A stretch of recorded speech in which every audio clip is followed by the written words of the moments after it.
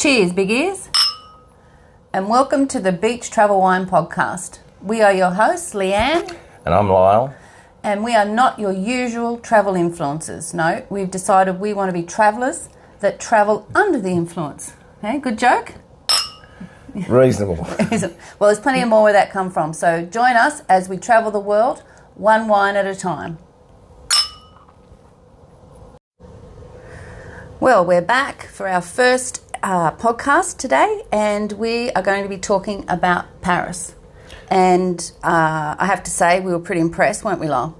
Yeah, very impressed. Yeah, I think that just because it's just straight after the pandemic, one of the things that when we flew into Charles de Gaulle, there was really no checking of vaxxers or anything like that. It was quite quick, which was quite surprising. And even when we went to the hotel, when we arrived, it was really quick. Very seamless, wasn't it? I had all the paperwork there in a folder. And the taxi driver was really friendly, so it was really good. Helpful. But before we start, I want to tell you a quick story. Years ago, I decided, I didn't want to go to Paris because, well, it's the most visited city in the world, and I'm not one to want to do what everyone else does. So I just decided that, Paris wasn't for me. But then about 12 years ago, I got the opportunity to go to Paris for a day with a group of friends, and it was springtime and there was blossoms and, lots of flowers and things around. It was actually really beautiful. And, I went up to the top of the Eiffel Tower and I thought, having a look around, and I just thought this is the place where one day I want to come with the love of my life. And so, fast forward 12 years later, and we've just been there with the love of my life. Hey, darling. Thank you very much, Miss World. And it was very special. It is a very romantic city. So we're going to tell you a bit about that today. So I think the first thing that struck us, Lyle, wasn't it, was it was pretty in your face, full on, the traffic, the beeping of horns, the police sirens. I mean, it just sounded, it was all a bit overwhelming. And then you just sort of sit back and realise the French people, that's just how they are, and they don't seem to care. And, it actually, you sort of really love it, don't you?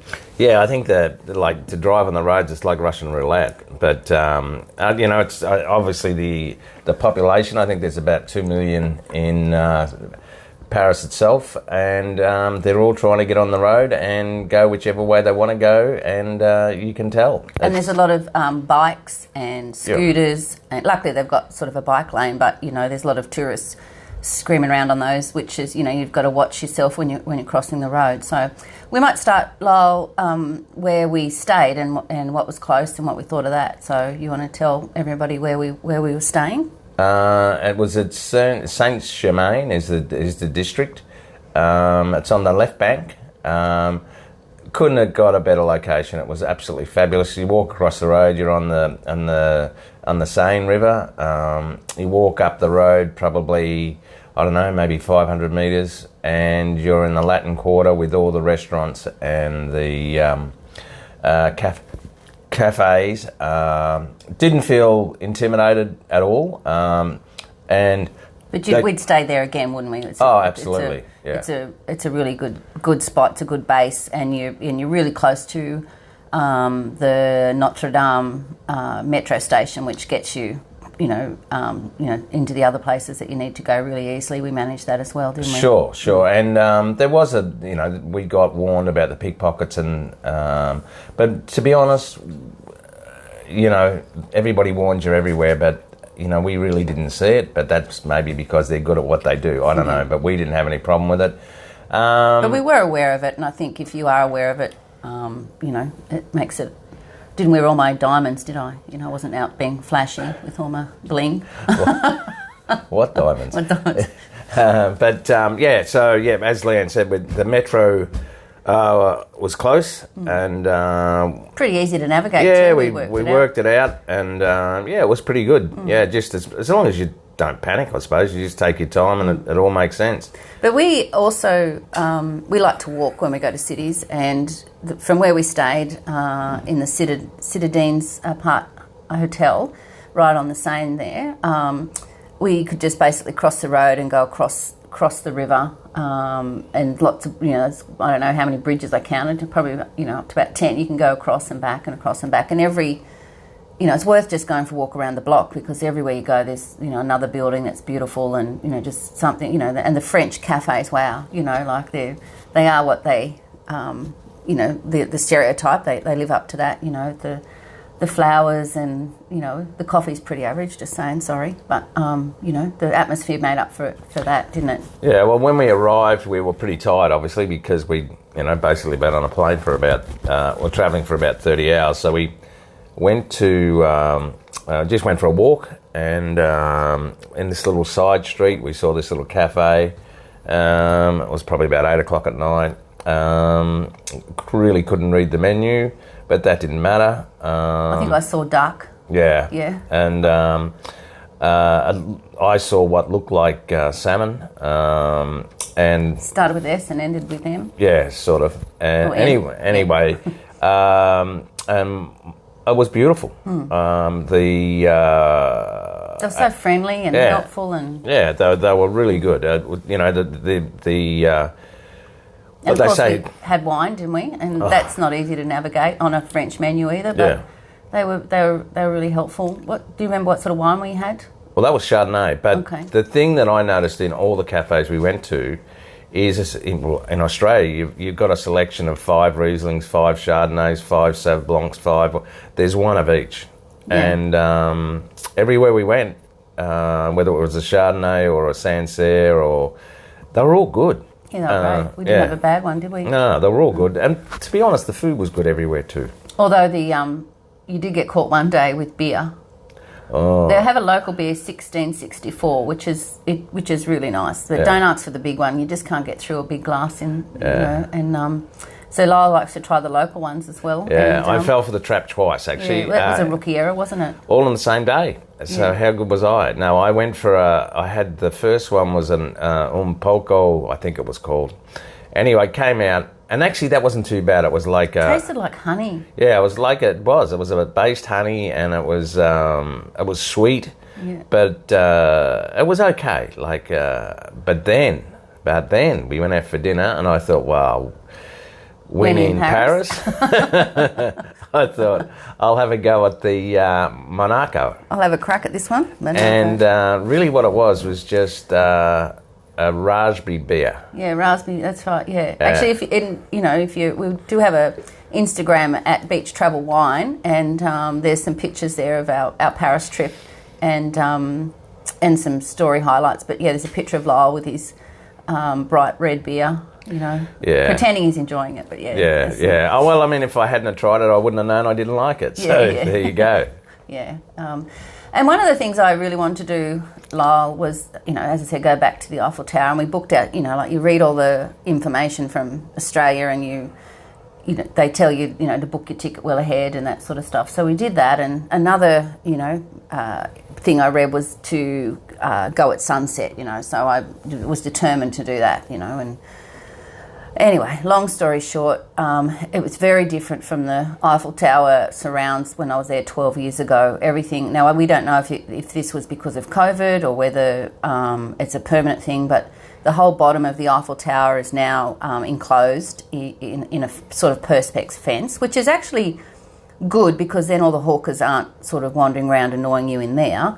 But it just, and they've got, you know, some, I don't know, construction sort of equipment and that sort of stuff, and it just sort of gives the atmosphere of it's under repair and it's a bit, you know, not what's the word I'm looking for, Darren? They're not really looking after it. It doesn't seem very loved at the moment. And the park area leading up to it, you know, they've got most of it closed off. So the area that people can go to with their own picnics and stuff is just dry and dusty and So that was a little bit disappointing. And then honestly, to line up, it just took us hours, it seemed, you know, like everywhere you went, you know, you had to be at a certain place at a certain time, but when you got there was just, you know, hordes of people, and it really is as bad as they say, that the crowds that going up, and, you know, you even when you get up the top, you know, you get squashed into a lift, and then you hop out and you can't even walk around because there's just so many people and everyone's pushing and trying to see. So I actually found that experience a bit disappointing. However, the Eiffel Tower itself is spectacular, you know, and you really need to see it in the day and at night. But we just wouldn't recommend you go in, would we? Yeah, I think, and the other side of it too, like they've only just changed the social distancing laws here the day we got here, actually. And I don't know what they did with the Eiffel Tower, because seriously, it was like... it was worse than sardines, wasn't it? Oh, it was, you were just so packed in. But the good thing, though, was all the different languages you hear, right? Sure, Very cool, yeah. Yeah, I think the thing I would do, and it was recommended to us before we left, was to find somewhere that's elevated, whether it be a taller building or wherever, with an outlook that looks at the Eiffel Tower and get your photos from there. I think that'd be a much better idea. Even walking though past it or a bit closer, like you get some great views of it walking around. Oh yeah, and the photos that Leanne got. Yeah, once again they're on the Instagram there. Seriously, really, really good. Yeah, it was great. And also it's obviously where all the tourists go, so it's very, very busy. Although everywhere in Paris seems busy, isn't it? Sure. Yeah. Sure. So that was disappointing in one way, but you know, I got some great photos and we did it together, and that was nice. Sure. So yeah, I think they just need a private company to come in and take over the running of it, you know, and put some more eateries downstairs. It'd be a great place for food trucks downstairs, wouldn't it? Yeah, you know, yeah, like yeah. there's one little, you know, portable cafe there trying to service everybody waiting to go up the Eiffel Tower. It's pretty... I mean, obviously they've got restaurants, but, you know, you can't get into those, you know, without months in advance either. So, anyway. So, sort of when you compare it to, say, the Louvre. Now, funny story about the Louvre. When we first got up after the first night... That was the first day, I think. We crossed over the bridge. So we'll blame jet lag. Anyway, we saw this enormous building while we're trying to find the Louvre. And so you cross over the bridge and there's these like 3 arches, and they sort of had security people there, and we're just like, that looked a bit intimidated, and we're just like, this must be important. Yeah, so we walked and we walked and we walked. You wanted a beer, I think. That was a bit early, if you remember. It was about 10:30 would have been fine, but not 10. No, I think it was the first afternoon, and we were looking for a beer. Anyway, I'm going to blame jet lag anyway. Anyway, we looking for these, you know, the signs for the Louvre, and you know, there were signs, but every sort of where we went, we sort of come to a dead end. And anyway, finally we thought, well, we'll take this particular alleyway, and sure enough, it opened up to the biggest plaza I've ever seen, with this huge glass cube, and it was triangle sort of cube thing. Yeah, it was like, it blows you away. And what we realised is that there was a whole bunch of entrances. Well, it's like about 3 blocks, isn't it? And Yeah. you can enter from any side. Yeah. So anyway, it was fabulous. I mean, and you look at how well that was organised compared to, say, the Eiffel Tower. It's much better. It was much, much better. Yeah. But we decided we weren't going to go in. I know a lot of people think that's terrible, but we're not ones, you know, after our experience lining up, we decided that we didn't want to do that. But what I did want to do was go to, do you remember the name of the cafe? There's like a cafe. It's the Louvre Cafe. No, it was like the Manly or something like that it was, I remember. Maybe. Anyway, it doesn't matter. Not important. There's only one there. There's a cafe that sort of is like in one of the old sort of walkways, and it looks out over the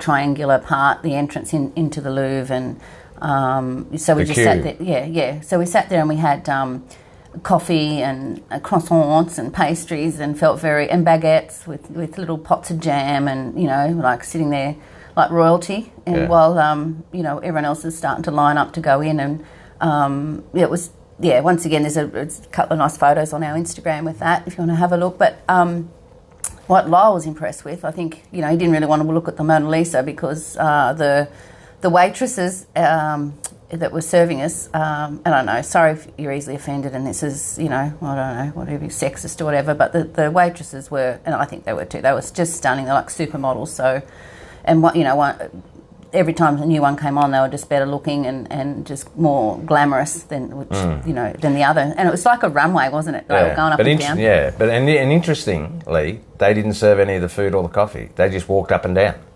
Yeah. The guys, and the waiters were so professional, you know, in their suits and the bow ties, and it was just. And as soon as they hear your accent, or they switch to English. They switch to English. They speak English better than we do. But you've got these supermodels just walking up and down. Yeah. That's all Well, did. to be fair, the guys were pretty nice to look at. Oh, yeah. I mean, I'm not sure whether the equality deal has reached there, but you definitely didn't get a job there if you weren't attractive, either male or female. But it was great.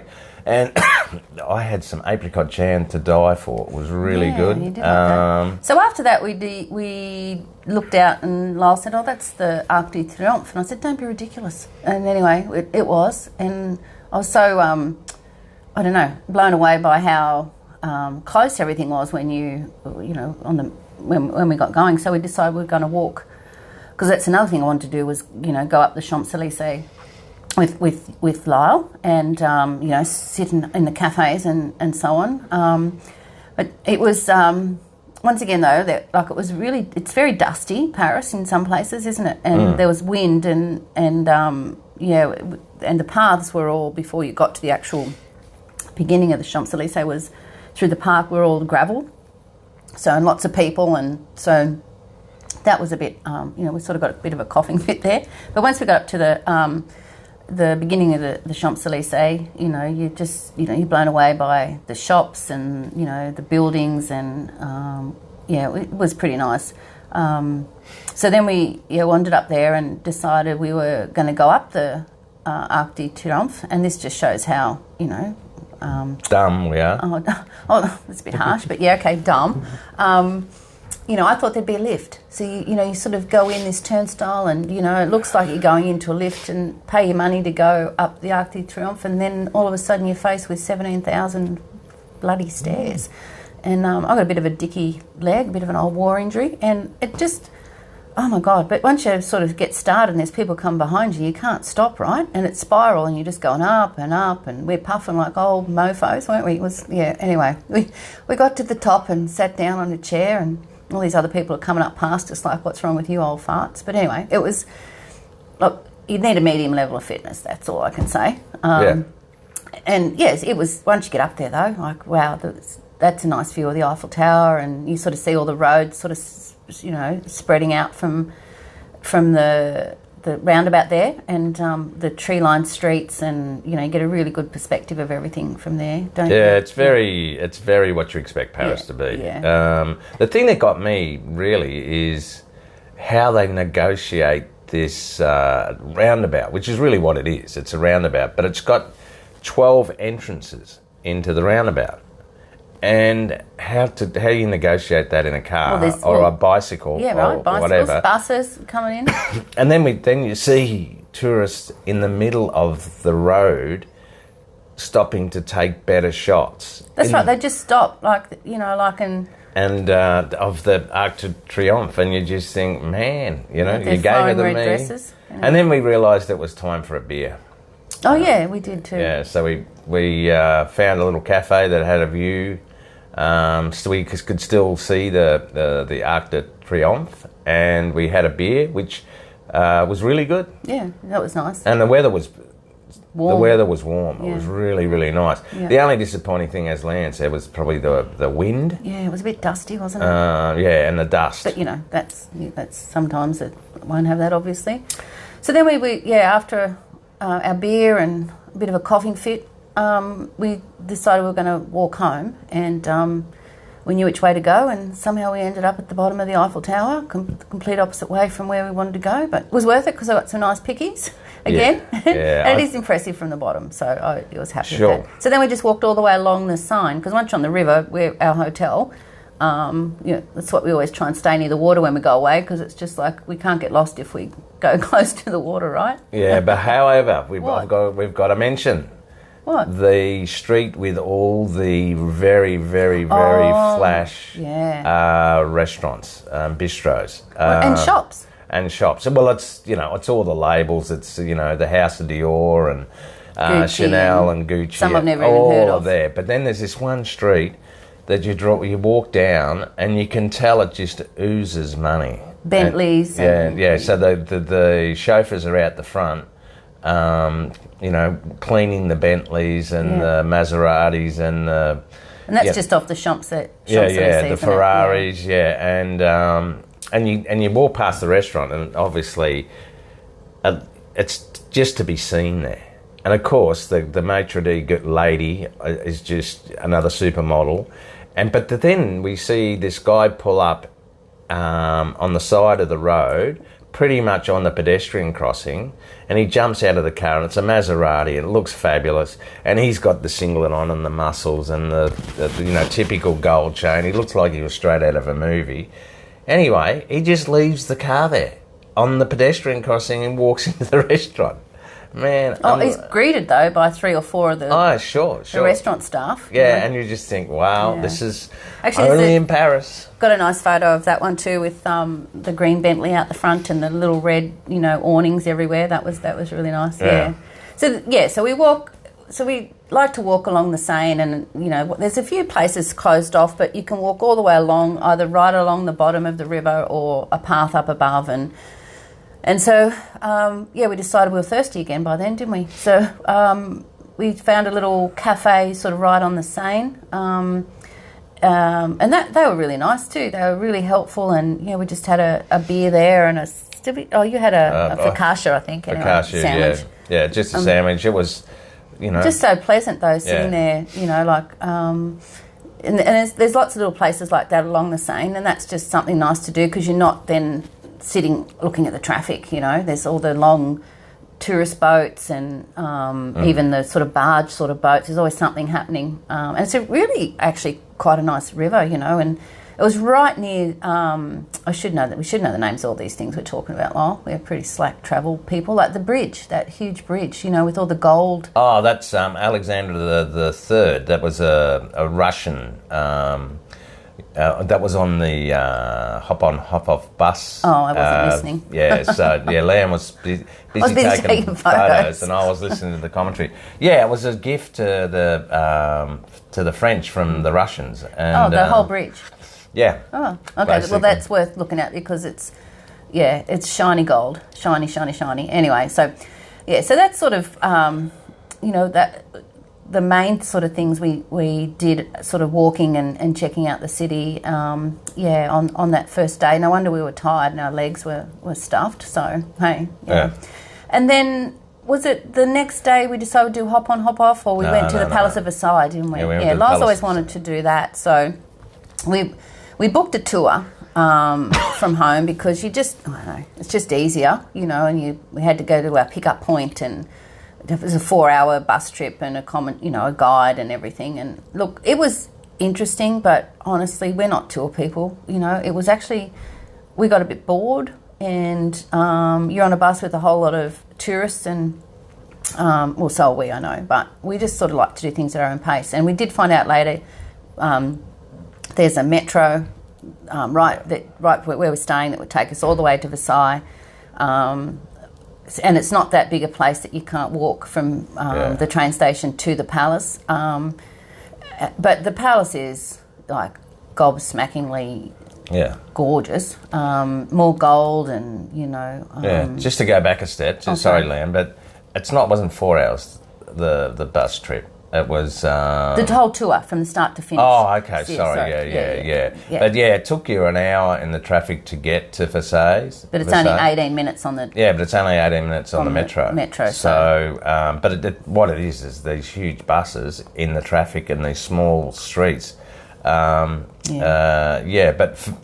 to be fair to the tour, Francois was our tour guide. He was great, like typical French. Yeah, he was fabulous, wasn't he? But he was very, very friendly, very, very patient with everybody. But he knew every painting. He knew the history about the whole thing. Every room, every bed, every... So if you're really interested in that sort of stuff, he was perfect. You give him, 10 out of 10. For us, a bed's a bed. Marie Antoinette's, where she... had her children and that sort of thing. I don't know why. It just thought, wow. It was the original bed cover and everything. The that tapestries. That was sort of, and to see.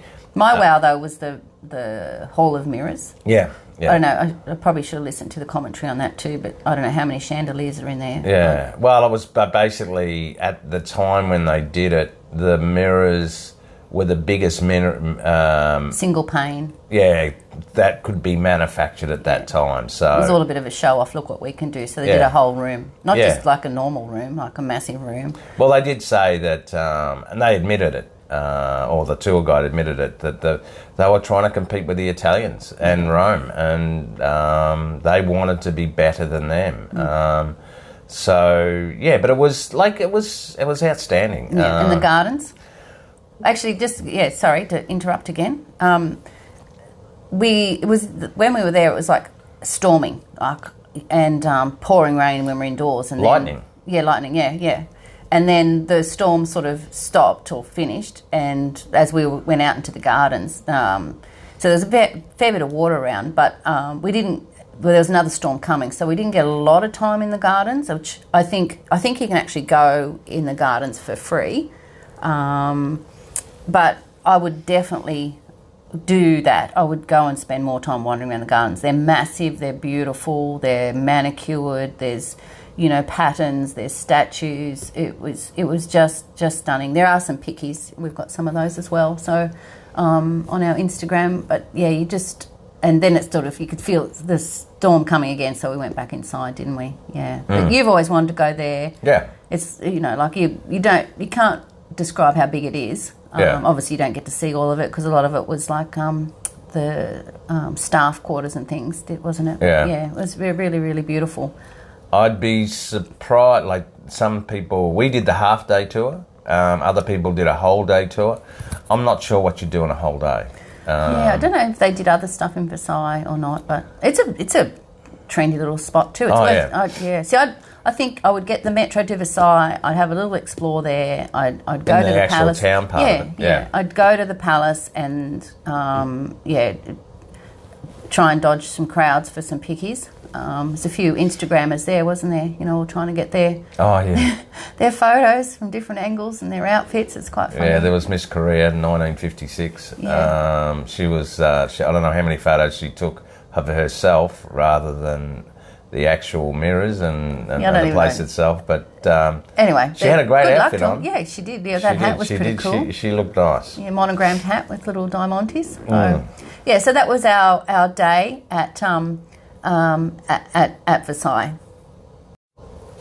So one of the things I would recommend that you do, and you'd probably agree, Lyle, is, and we only did this on day 3. We probably, I think should do it at the beginning. And that's to get on a hop-on, hop-off bus and if you do it early, there's no one else around, because even though we'd basically walked to all the places, it was actually really nice to get a different perspective on it, and the commentary, which you said you enjoyed, Lyle. Yeah, that talks about the history of, and why this happened and why that happened, and about Napoleon and the Arc de Triomphe, and they don't take themselves too seriously. They talk about Napoleon building all this stuff and how he was really just big noting, really. Showing off that he'd had these victories and that sort of stuff. But I think that... you'd do it early and get a 2-day pass, wouldn't you? Yeah, well, there was a couple of things we were recommended to see, which was the... was it the Opera House and the Madeleine Palace? Now, they were probably the only two things that... we didn't see on that first big day walk. We did see them on the hop-on, hop-off, and both of them were closed. So no, the Opera House wasn't closed. No, but there was the Madeleine was, and there was another one that was there closed. was one other one, but then we can't remember. But so just check if you go into Paris, because they just randomly shut them down for maintenance and whatever. The Opera House was open, but it was so busy. Remember? But I think that. But in saying that, when you say there's things that are so busy, well, there was the last day we were there. We went for a walk. It was early, wasn't it? It was earlier, and it was the Department of Justice, which is supposedly a really beautiful building. Well, it is a beautiful building, but inside. But we were interested in just really going for a walk. We could have just walked straight in, and that was about 8 o'clock in the morning. It was on a Sunday, I think.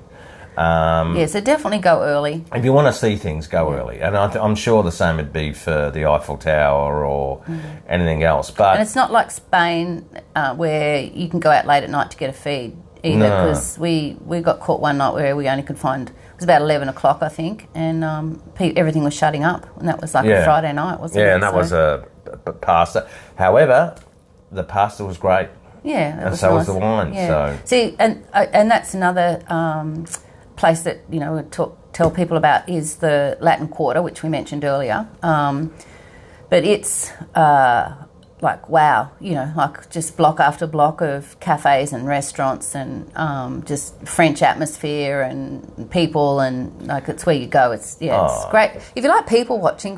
Paris is the place to do it. If you're not into really big crowds and that sort of thing, not so much. But if you want to sit down, have a glass of wine or a coffee and just watch the world go, or the Parisians, it was fabulous. And I couldn't believe the amount of young teenagers. It's a very young city, isn't it? Yeah, in groups. Yeah, definitely a young place. We fit right in, didn't we? Yeah. we're dreaming. That's why we were sitting back watching rather than doing anything. But it's just interesting, like they're riding around on their scooters and they're shopping with them, or they've got a friend in front of them, or they've got a dog. Or I remember there's this lady, she looked about my age, so not too old, and she had like long blonde hair and a long hot pink coat on all the way down to her feet, and she's zipping by on a scooter, and on the front of the scooter, on the handlebars, was a white cockatoo from Australia, a white Australian cockatoo, flapping its wings as she was riding around the streets of Paris, you see, it's just things that you wouldn't normally see, and that everyone just fits in. Nothing's out of place. It's really nice. And the fashion, as Leanne said, she saw more guys wearing handbags, and I mean really nice handbags, than women. So it's sort of anything goes. And often the guys with handbags were with their girlfriends, and their handbags were better than their girlfriends. Handbags, yeah. So what a good idea, because I don't know, like you need somewhere to put all your lipstick and stuff, don't you? Sure.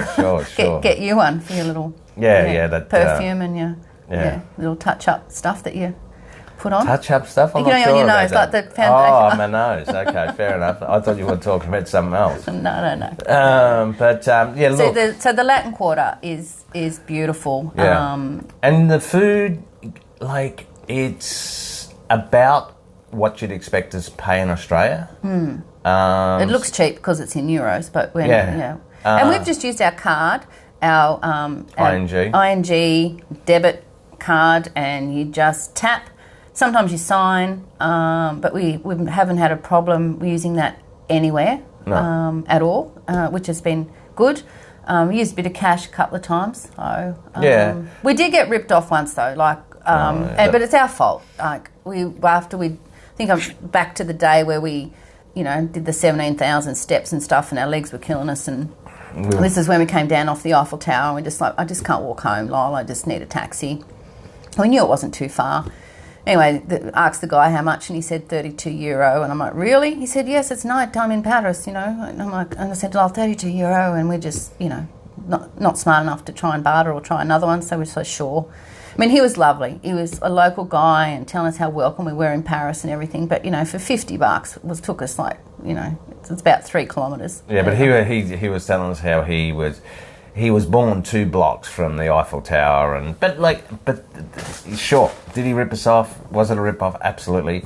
But he was a nice guy, so friendly. And also, it's okay to rip someone off if you're nice. Well, it's better than being an rude. asshole. Yeah. So from that point of view, we made the decision to go with him. Yeah, we were over it, but pretty much by that stage, because that was the day that we walked. Yeah. So I think you can.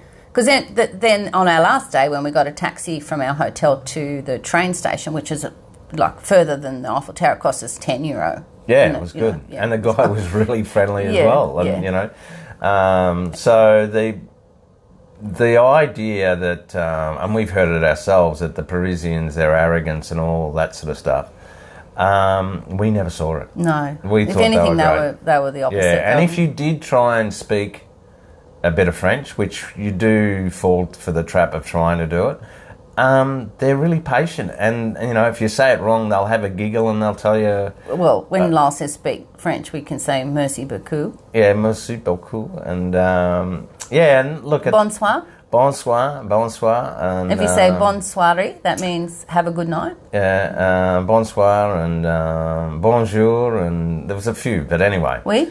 there wasn't a lot, but that's all I can say. But people like you to say, you know, merci. Yeah. Merci beaucoup. Yeah, and as long as you Yeah. got, I think too, the other side of it too is always have a smile on your face. You know, that's my Bit hard experience. not to have a smile on your face in Paris, though.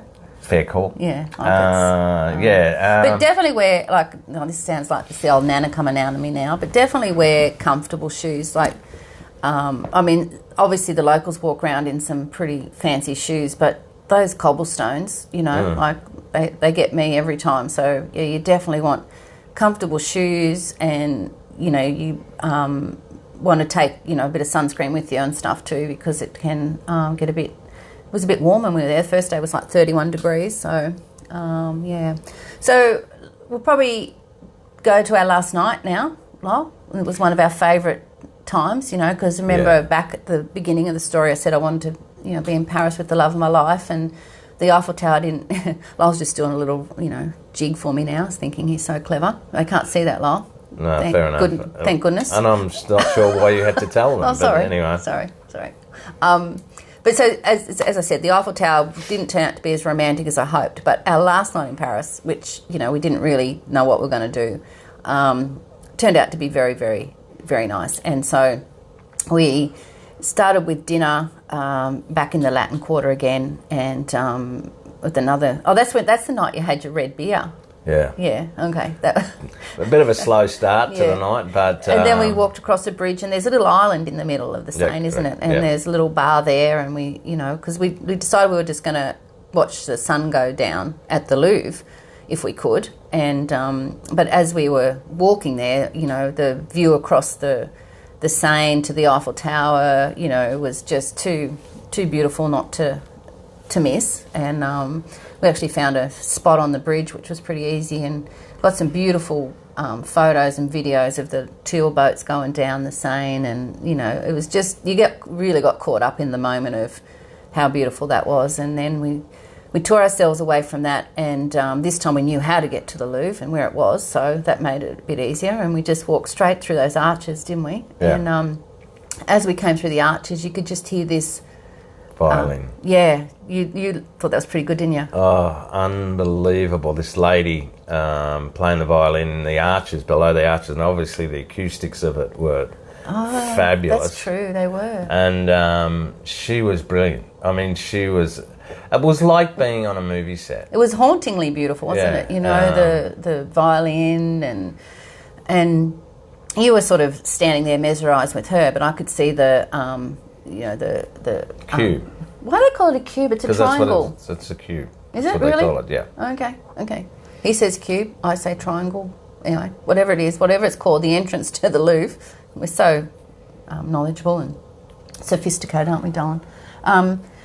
So I could see the sun sort of starting to set and the colours coming through that. So I walked out, and you know, I just stood there and was like in that big square again. And instead of being bright, beautiful blue sunshine, it was like oranges and purples, and, you know, like there was a sort of a hush there was a few people, obviously, but it wasn't noisy. It was almost like everybody was holding their breath, waiting, just looking at it, and were mesmerised from it, right? Yeah, but even the night skies are different blue than home.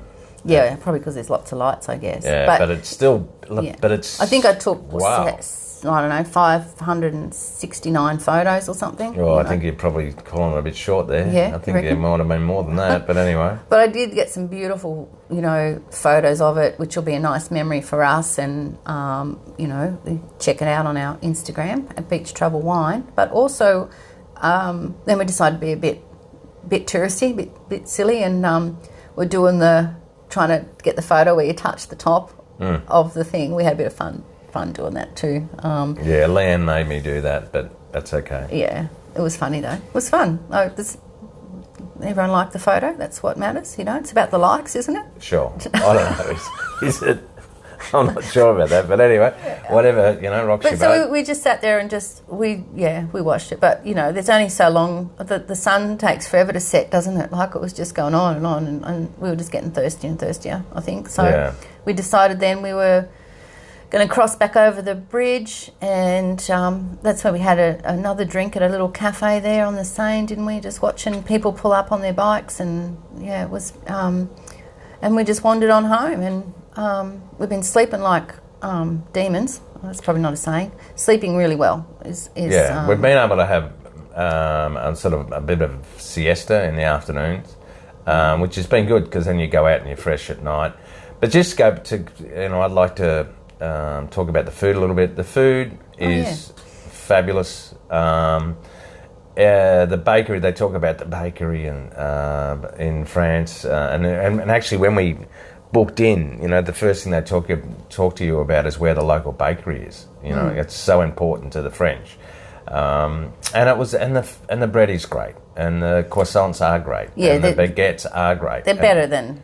Yeah, they're better in France, aren't they? And I like some of the meals I had. I had a pork. They're not a big meal. They don't serve big meals, I must say. But that pork one was one of the menu of the day sort of thing with 3 courses, wasn't it? No. It was the one it was when we walked right through the Latin Quarter. That Latin was.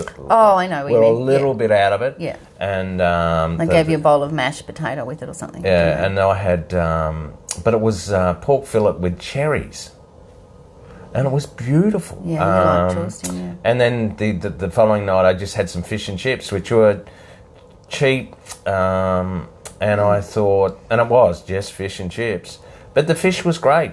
And then they do like a 3-course lunch. Yeah, we did that. Yeah. I don't know how they say it in French, but it was menu of the. Yeah, it was €18, and it was. I had. Well, you can choose. You can choose 3 courses. Yeah. And there was a selection of probably 5 for each course. A French onion soup was so good, a bit better than the old Heinz French onion soup you get at home in a tin. And I had pâté twice, the French pâté, duck pâté twice, both times.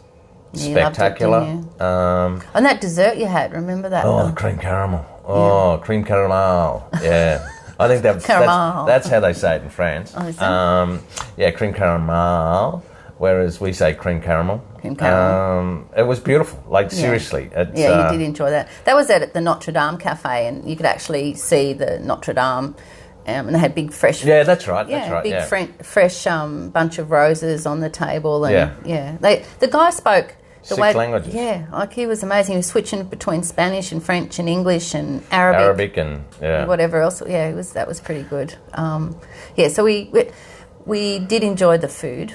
Yeah, we didn't overdo it though, and we get home and we'd have a bottle of wine, and we just couldn't even have a glass. We just were so tired. I would say that we did struggle with, I guess, jet lag. Like we normally don't get jet lag coming to Europe, but we did. 4 days in Paris, you probably, you wouldn't make that your first stop, or you'd at least have an extra couple of days just to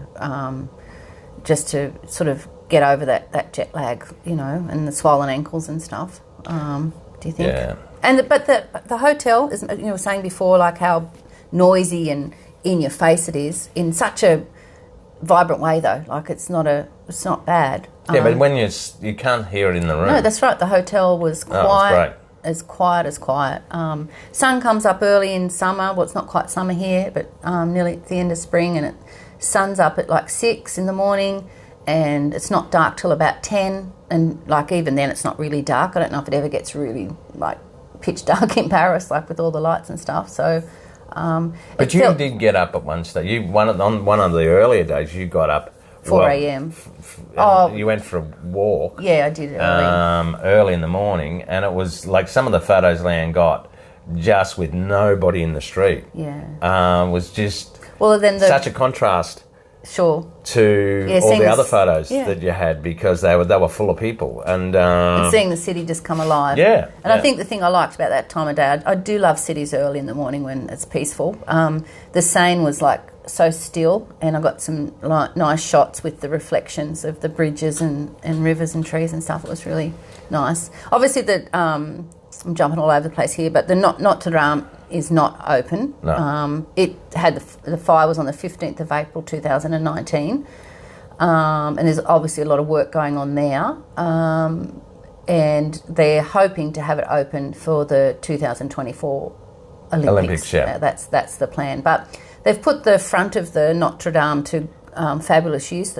They've got a huge big pop-up tent that's a bakery full of every French pastry, that you could imagine. They've got like DJs there and stuff. Where did we see another DJ? Oh, in the shopping centre. Oh, we went to an amazing modern shopping centre. Prima Timer or something it was called. The actual. It's sort of right there in the main part near the Opera House and the Louvre in that sort of area. And we got off the hop off bus there, and in the commentary it says, "Oh, you don't go there to buy anything because you can't afford to," and it's this huge department store. And, the only thing you can really have is buy a coffee there. And it was unbelievable. Yeah, I don't know how many floors there were. We did about 3. And sort of every shop is glass, and you don't really... It's like a big department store, but they're all separate. And it's got every brand that you can imagine and, every brand that you have never heard of. And it's... it just smells like the perfumes and it just smells amazing, doesn't it? And there is a DJ. Yeah, that's right. In the middle of the shopping centre. And the music, actually, there's outside the shop. It's playing. It's the music's playing. They got about 1 million fairy lights all flashing and colours. It was, we felt a bit daggy in our denim shorts and joggers. Yeah. and our jackets tied around our waist, with my cross shoulder bag and Lyle with his little, Yeah, I did notice that none of the assistants in there were approaching us to help us. We obviously didn't we had any money to buy anything, to be honest. But anyway, I did feel like an old daggy nana that day. But anyway, that's okay. That's what I am. It's all good. At least we're out having a nice time. Yeah. So that's our our 4 days in Paris. So, any regrets? Oh, yeah, going up the Eiffel Tower. I wouldn't do that. That's the only thing, because it just wasted 3 hours of our time, and I would just prefer to look at it from the outside, to be honest. That would be it, and that we didn't do the hop-on, hop-off bus earlier, because it's good value, and, I just think you get a good overview of where things are. Yeah, I think we could have spent probably another week there. A week, yeah. Oh, for sure. Yeah. I loved it. I just felt like I was on a movie set the whole time I was there. And there's so many places that, people were sending me messages saying go here and go there, and we just couldn't fit it all in. And so, thanks to all those suggestions, But give me your number one sort of memory of Paris. Oh, obviously the sunset. Yeah, on the last night. Yeah, without a doubt. Yeah. And do you think Paris is overrated? No way. No way. And do you think it's the most visited city for a reason? Absolutely. Yeah. And hopefully we'll come back? I'm pretty sure we will. Yeah. I think we'd just stay in the same place too. I think sure, it's perfect. Sure. But we'd stay probably another week, I think, And maybe if I can talk Leanne into maybe having a look around France more, the Loire Valley, and Yeah, I'd like to. I love the language too, so I didn't put that in before. So Lyle and I've been trying to learn Spanish. Me for years. Lyle's only been at it for a couple of years, and we're doing okay. But I think I want to learn French now. Yeah, it's beautiful. Yeah, I just love listening to them talk. And this little girl was talking to her dad, Papa, on the train. Like this, it's a beautiful language for a beautiful country, and just beautiful city. Anyway, we loved it. So hopefully you've got some helpful information from our first podcast all about Paris. As I said, we do have a Instagram at Beach Travel Wine, or you can email us at leanne@beachtravelwine.com if you have any questions or suggestions. It's we're new to this podcasting, but we're hoping that you might come along. And our next one will be all about London. We're having a week in London, so we look forward to catching up, or you catching up with us then. Bye.